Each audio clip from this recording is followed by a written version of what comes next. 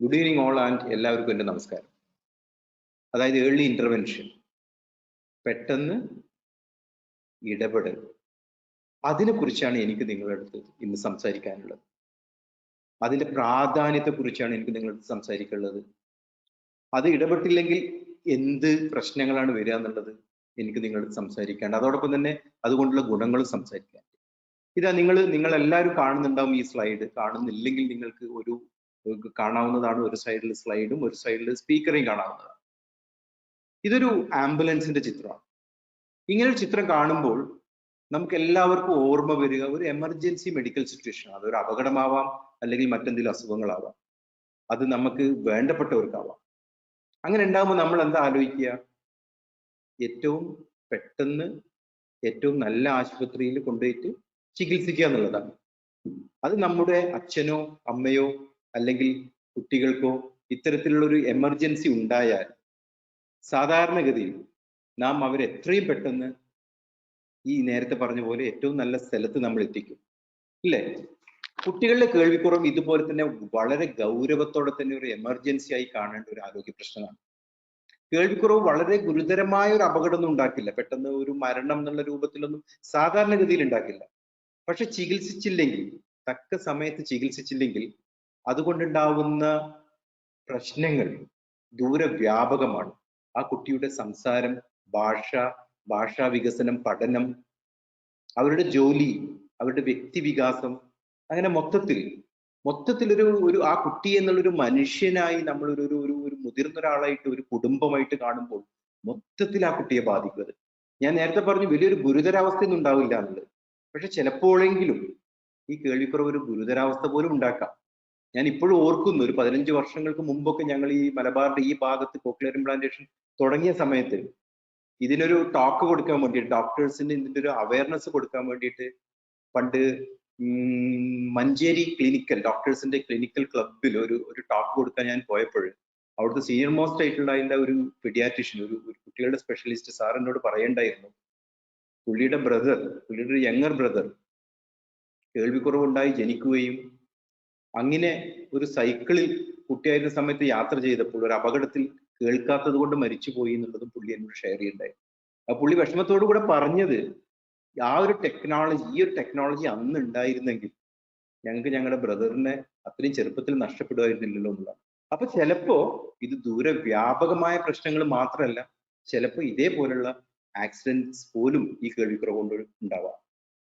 ഇനി നമുക്ക് നോക്കാം, ഈ കേൾവി എന്ന് പറയുന്നത് എത്രയും എനിക്ക് പറയാം, hearing loss as an emergency, അല്ലെ? Why should be treat? എന്തുകൊണ്ട് നമ്മളിത് ഒരു എമർജൻസി ആയിട്ട് ട്രീറ്റ് ചെയ്യണം എന്നുള്ളതാണ്.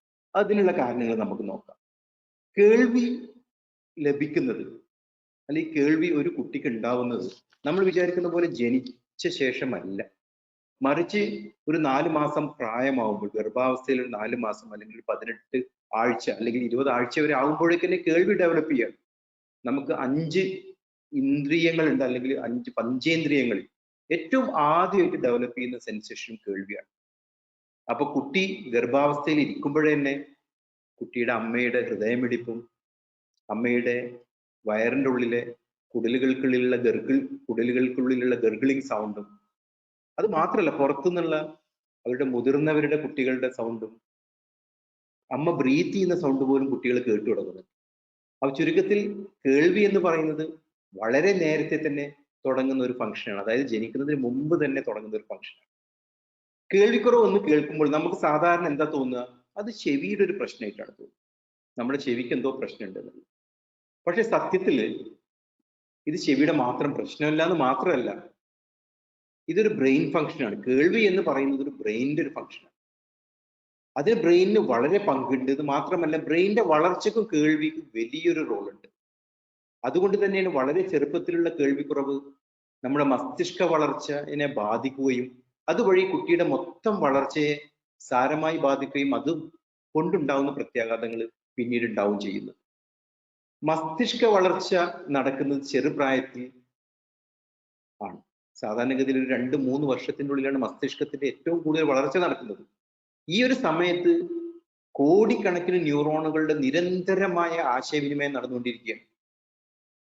അങ്ങനെയാണ് ഒരു സ്ട്രോങ് അടിത്തറ, ഒരു ഫൗണ്ടേഷൻ ആ ഒരു ചെറു പ്രായത്തിൽ തന്നെ നമ്മുടെ ബ്രെയിനിൽ ഉണ്ടാവുന്നത്.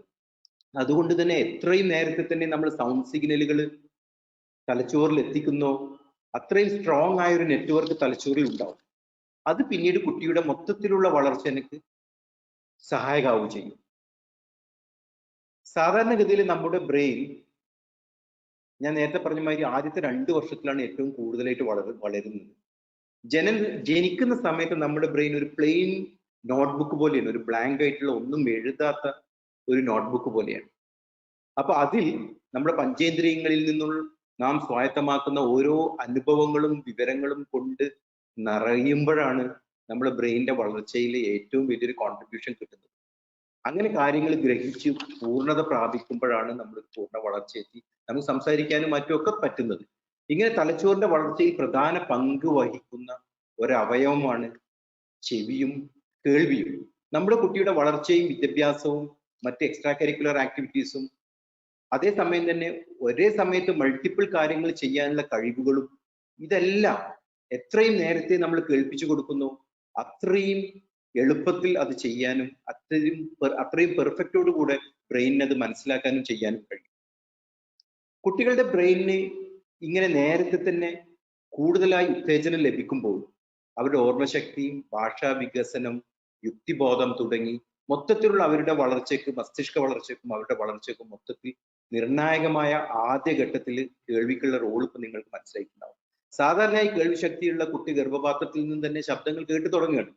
അത് പ്രകാരം മസ്തിഷ്കം പ്രവർത്തിക്കുന്നത് കൊണ്ടാണ് 1 വയസ്സാകുമ്പോഴേ കുട്ടി സംസാരിച്ചു തുടങ്ങുന്നത്.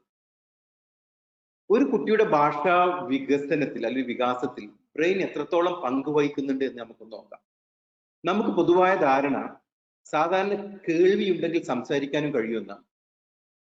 പക്ഷേ യഥാർത്ഥത്തിൽ ശബ്ദത്തെ തലച്ചോറ്റിലേക്ക് എത്തിക്കുന്ന ഒരു ഇടവഴി മാത്രമാണ് ചെവി. മസ്തിഷ്കമാണ് ഈ ശബ്ദം എന്താണെന്ന് നമുക്ക് മനസ്സിലാക്കി തന്ന് വളരെ ചെറുപ്പത്തിൽ തന്നെ നമ്മുടെ കുട്ടികൾ കേട്ട് സംസാരങ്ങളും സംഗീതങ്ങളും ഇതെല്ലാ ശബ്ദങ്ങളും എൻവയോൺമെന്റൽ സൗണ്ടും എല്ലാം കേട്ട് അങ്ങനെ നമ്മൾ മനസ്സിലാക്കും. ചെറുപ്പത്തിൽ ഈ സൗണ്ടുകൾ കേൾക്കുക എന്നതല്ലാണ്ട് അവർക്കത് മനസ്സിലാക്കിയെടുക്കാൻ കഴിയില്ല. പക്ഷെ കുട്ടി വളരുമ്പോൾ ഇങ്ങനെ ശബ്ദങ്ങൾ പതിവായി കേട്ട് മനസ്സിലാക്കി അങ്ങനെ നമ്മുടെ ബ്രെയിൻ അത് ഐഡന്റിഫൈ ചെയ്ത് അതാണ് ഒരാളുടെ ഓർമ്മശക്തി, ആലോചിക്കാനുള്ള ശക്തി, ഇതേമാതിരി പല നമ്മുടെ ഇമോഷൻസ്, ഭാഷാ വികാസം, നമ്മുടെ ചിന്താശക്തി, ഒരു പേഴ്സണാലിറ്റി മൊത്തം ഡെവലപ്പ് ചെയ്യുന്നത് ഇപ്പൊ നമുക്ക് മനസ്സിലാവും എങ്ങനെയാണ്. ശബ്ദം കേൾക്കുന്നതോടൊപ്പം തന്നെ ഈ കഴിവുകളെല്ലാം വികസിപ്പിച്ച് അങ്ങനെയാണ് ഒരു സംസാരശേഷിയും മൊത്തത്തിൽ ഒരു മനുഷ്യന്റെ വളർച്ചയും വികസനവും നടക്കുന്നത് എന്നുള്ളത് ഇപ്പൊ നമുക്ക് മനസ്സിലായി. ഇതുകൊണ്ട് തന്നെയാണ് കേൾവി ശക്തി നിരന്തരമായി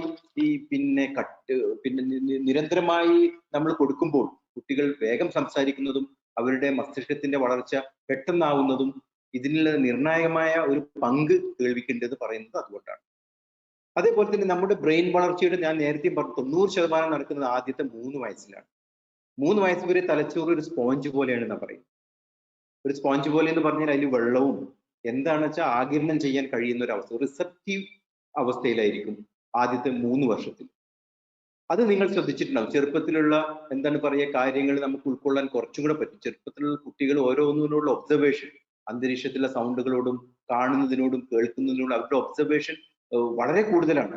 അത് ബ്രെയിൻ അത്രയും റിസപ്റ്റീവാണ് ആ ഒരു പ്രായത്തിൽ. പക്ഷെ പ്രായം കൂടുന്നതനുസരിച്ച് ബ്രെയിൻ കൂടുതൽ ഉറച്ചു പോകും, അത് സോളിഡിഫൈ ചെയ്യും, അല്ലെങ്കിൽ ഒരു പാറ പോലെയാവും. ഇങ്ങനെ ഒരു സിമെന്റ് കട്ട പോലെയാവും ഈ പ്രായം കൂടും. അപ്പൊ ചുരുക്കത്തിൽ ഇത്ര നേരം നമ്മൾ സംസാരിച്ചത് 3 കാര്യങ്ങളാണ്. ഒന്ന്, കുട്ടികൾ ജനിക്കുന്നതിന് മുമ്പ് തന്നെ കേട്ടു തുടങ്ങുന്നുണ്ട്, ഗർഭാവസ്ഥയിൽ തന്നെ കേട്ടു തുടങ്ങുന്നുണ്ട്. അതുകൊണ്ട് തന്നെ ആ ഒരു രൂപത്തിലുള്ള വളർച്ച, മസ്തിഷ്കത്തിലോട്ടുള്ള വളർച്ച അന്ന് മുതലേ തുടങ്ങുന്നുണ്ട്. രണ്ടാമത്തെ കാര്യം, ഭാഷാ വികസനം ബ്രെയിനിലാണ് നടക്കുന്നത്, അല്ലാണ്ട് ചെവിയിലാണെന്ന് വിചാരിക്കരുത്. കാരണം ചെവി എന്ന് പറയുന്നത് ബ്രെയിനിലോട്ടുള്ള, ഞാൻ നേരത്തെ പറഞ്ഞ മാതിരി ഒരു ഇടവഴി മാത്രമാണ്.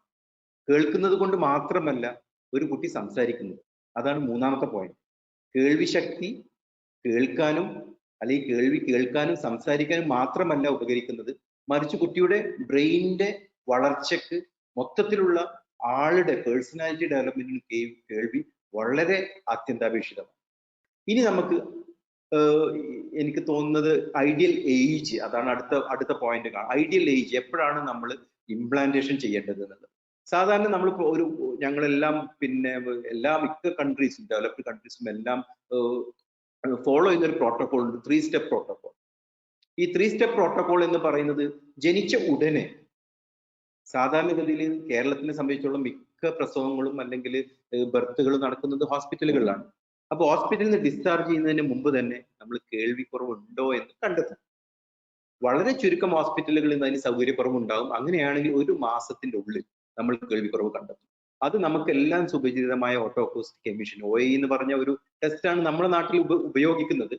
പുറത്തൊക്കെ ഓട്ടോമാറ്റഡ് ABR എന്നുള്ളതാണ് കുറച്ചും കൂടി ഒരു ബെറ്റർ ടെസ്റ്റ് എന്ന് വിശ്വസിച്ച് അതാണ് ചെയ്തത്. അറ്റ്ലീസ്റ്റ് ഈ ഓട്ടോഅക്കോസ്റ്റിക് എമിഷൻ നമ്മൾ 1 മാസം ആകുമ്പോഴേക്ക് ചെയ്തേ പറ്റൂ. ഈ കുട്ടിക്ക് നമ്മളിപ്പോൾ തൈറോയിഡിന്റെ ഫംഗ്ഷൻ നോക്കുന്നുണ്ട് ജനിച്ച ഉടനെ, അതേപോലെ തന്നെ കേൾവി, കാഴ്ച, ഇത് രണ്ടും നോക്കിയേ പറ്റും. അതിൽ കേൾവിയുടെ റോള് എത്രത്തോളം ഇമ്പോർട്ടന്റ് ആണെന്ന് ഈ കഴിഞ്ഞ സ്ലൈഡ്സിലൂടെ ഞാൻ നിങ്ങളോട് വിശദീകരിച്ചു. രണ്ടാമത്തെ ഒരു കാര്യം പറയാനുള്ളത്, 3 മാസം ആകുമ്പോഴേക്ക് അത് കൺഫേം ചെയ്തേ പറ്റും.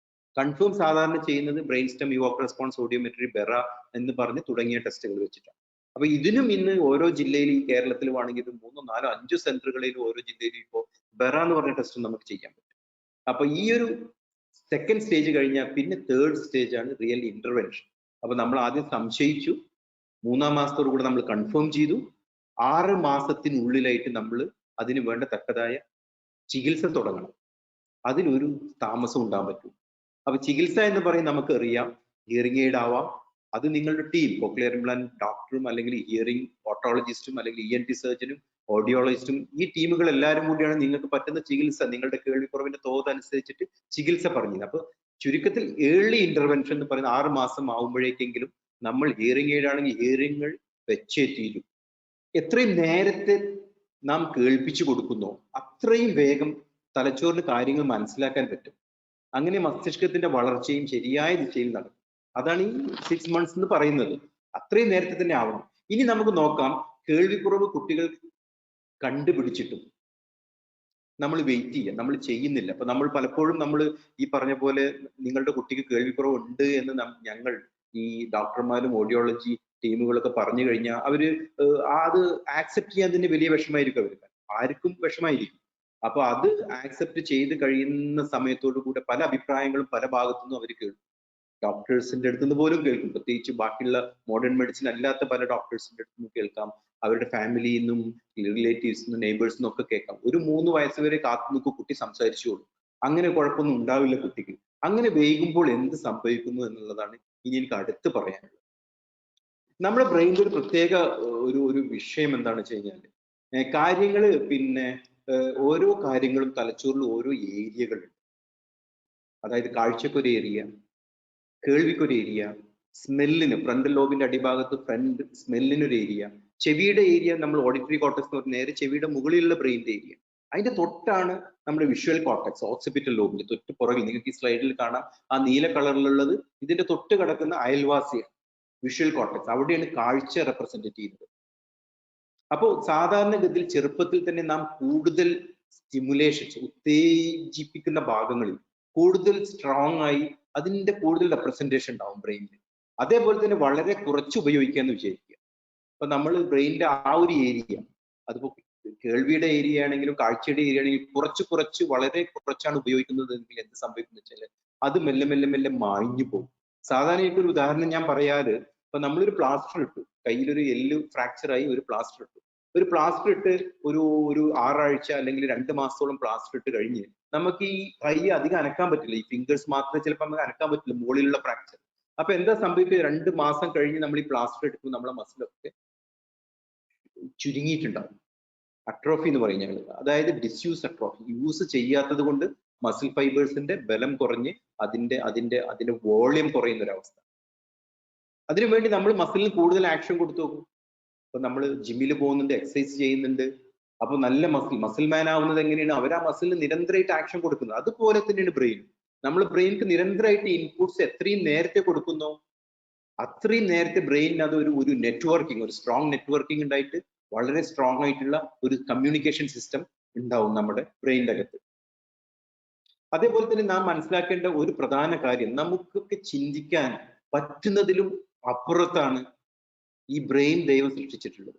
മനുഷ്യൻ നിർമ്മിച്ച ഏറ്റവും നൂതനമായ സൂപ്പർ കമ്പ്യൂട്ടറിനെക്കാൾ ഏറെ സമർത്ഥമാണ് ദൈവത്തിന്റെ ഈ സൃഷ്ടി, പ്രത്യേകിച്ച് ബ്രെയിനിന്റെ സൃഷ്ടി. ഞാൻ നേരത്തെ പറഞ്ഞു തന്നെയാണ് ഇത്. അതായത് തലച്ചോറിന്റെ ഓരോ കാര്യങ്ങളും സ്റ്റോർ ചെയ്യാൻ വേണ്ടിയിട്ട് ഇപ്പൊ ഡെസ്ക്ടോപ്പിൽ കമ്പ്യൂട്ടറിൽ നമ്മൾ സേവ് ചെയ്യാൻ ഓരോ ഫോൾഡർ വെക്കുന്ന പോലെ ഓരോന്നിനും ഓരോ ഫോൾഡറുകൾ ഉണ്ട്. നേരത്തെ പറഞ്ഞ പോലെ കേൾവിക്കൊരു, കാഴ്ചക്ക്, സ്മെല്ലിന്, നമ്മളെ മോട്ടോർ മസിൽ ആക്ടിവിറ്റിക്ക്, അതേമാതിരി ഓരോന്നിനും ഓരോ ഏരിയകൾ ബ്രെയിനിൻ്റെ ദൈവം സ്പെഷ്യൽ ആയിട്ട് ഓരോ ഫോൾഡർ ഉണ്ടാക്കി വെച്ചിരിക്കുക. അപ്പൊ കേൾവിയുടെ തലച്ചോറിന്റെ ഫോൾഡർ നമ്മൾ ഇൻപുട്സ് ഒന്നും വരുന്നില്ല എന്ന് നോക്കും. സാധാരണഗതിയിൽ ഇൻപുട്സ് എന്ന് വന്ന് തുടങ്ങണം?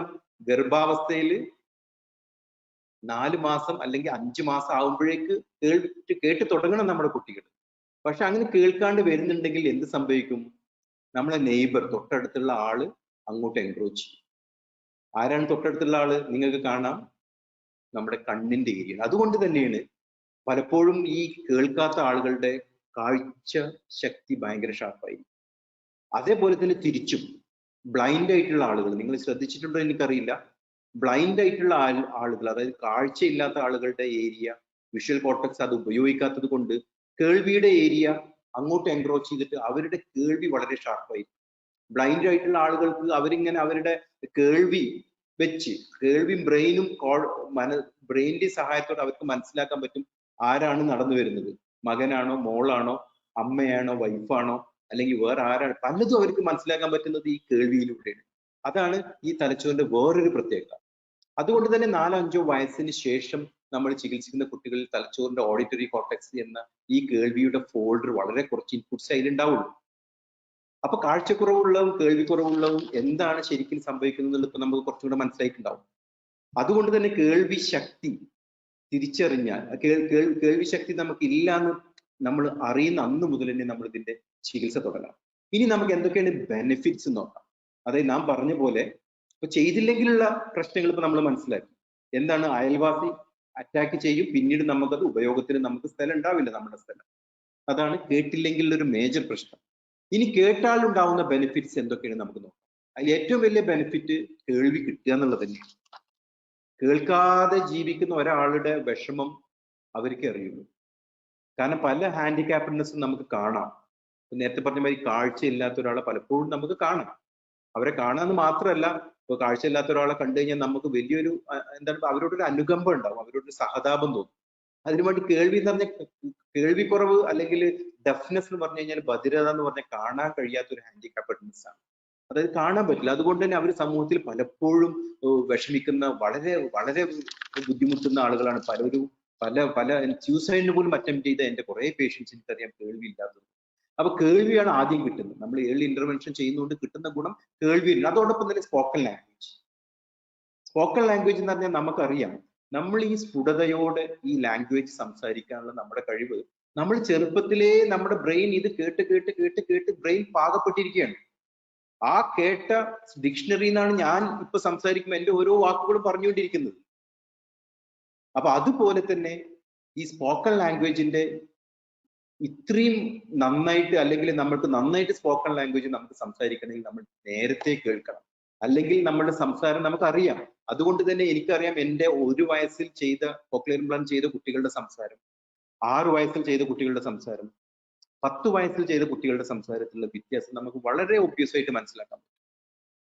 പിന്നെ വേറൊരു മെയിൻ അഡ്വാൻറ്റേജ് എന്താ വെച്ച് കഴിഞ്ഞാൽ മെയിൻ സ്ട്രീം സ്കൂളിലോട്ടുള്ള സാധ്യത.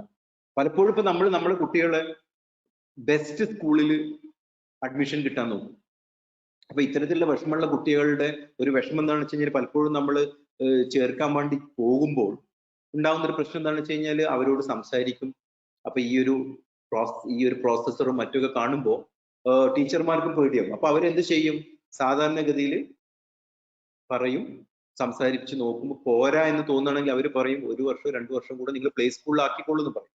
അപ്പൊ വീണ്ടും പാരന്റ്സ് വിഷമമായി, എൻ്റെ കുട്ടി സാധാരണ സ്കൂളിലെ ബസ് വരുമ്പോൾ എനിക്ക് അതിൽ കയറാൻ പറ്റില്ലല്ലോ, എൻ്റെ കുട്ടി ഇനിയും ഈ പറഞ്ഞ പോലെ പ്ലേ സ്കൂളിലോ മറ്റോ പോകണം. അല്ലെങ്കിൽ അവർ പറയും 1ാം ഗ്രേഡിൽ ഇരുത്താൻ പറ്റില്ല, LKG ഇരിക്കുക.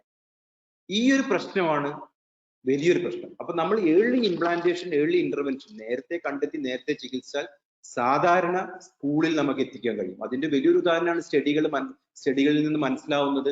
ഒരു 0 to 2 years, അതായത് 2 വയസ്സിന്റെ താഴെ നമ്മൾ കോക്ലിയർ ഇംപ്ലാന്റേഷൻ അല്ലെങ്കിൽ ഇന്റർവെൻഷൻ ചെയ്ത് അവർക്ക് പ്രോപ്പർ തെറാപ്പി കൊടുത്തു കഴിഞ്ഞാൽ ഒരു 70%-ലധികം കുട്ടികളെ നമുക്ക് മെയിൻ സ്ട്രീം സ്കൂളുകളിൽ ചേർക്കാം.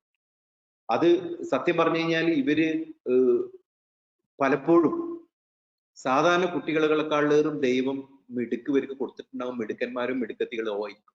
അതുകൊണ്ട് തന്നെ ഞാൻ കോക്ലിയർ ഇംപ്ലാന്റ് ചെയ്ത എത്രയോ കുട്ടികൾ അവരുടെ ക്ലാസ്സിലെ ഫസ്റ്റും സെക്കൻഡും ആയിട്ട് ത്രൂ ഔട്ട് ദെയർ കരിക്കുലം പോയ ഒരു 10-15 കുട്ടികളിലും എനിക്ക് ഉണ്ട്.